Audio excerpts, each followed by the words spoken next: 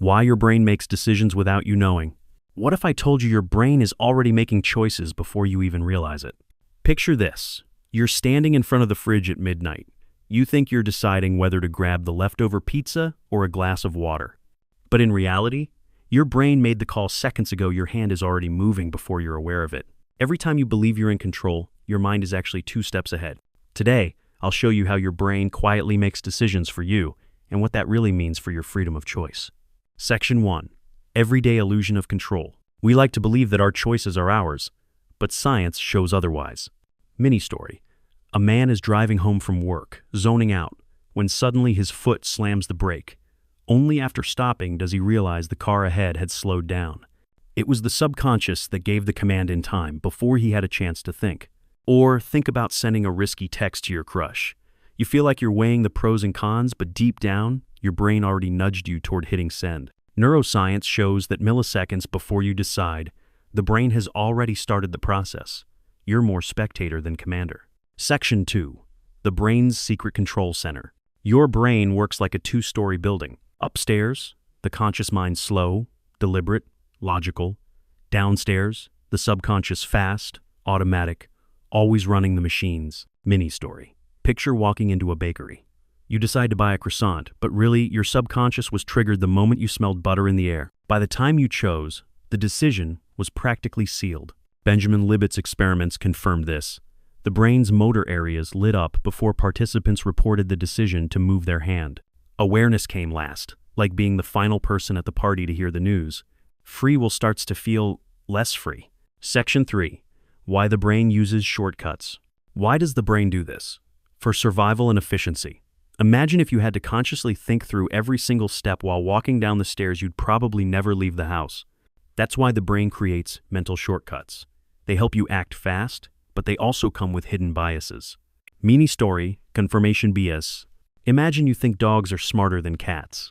The next day, you see a video of a dog opening a door, and you immediately tell yourself, "See, dogs are geniuses."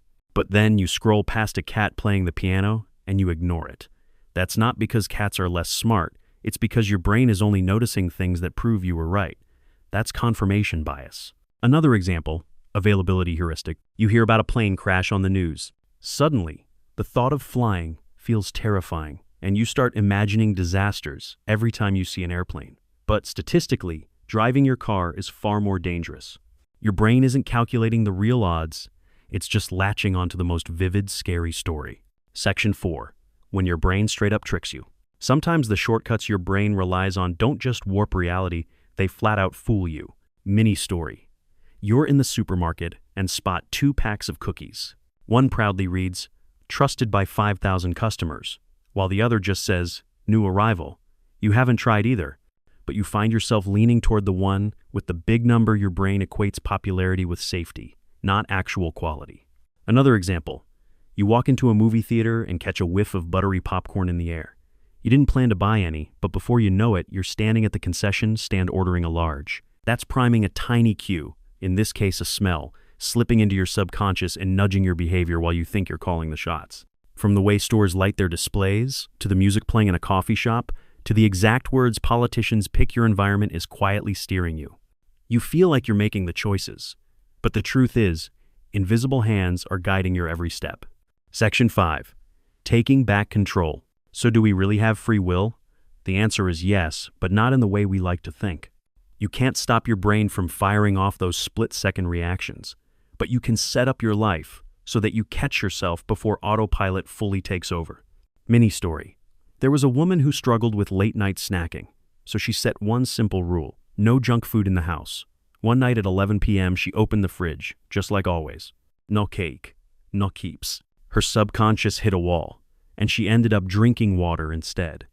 That's the power of environment design, stacking the deck so your better self wins.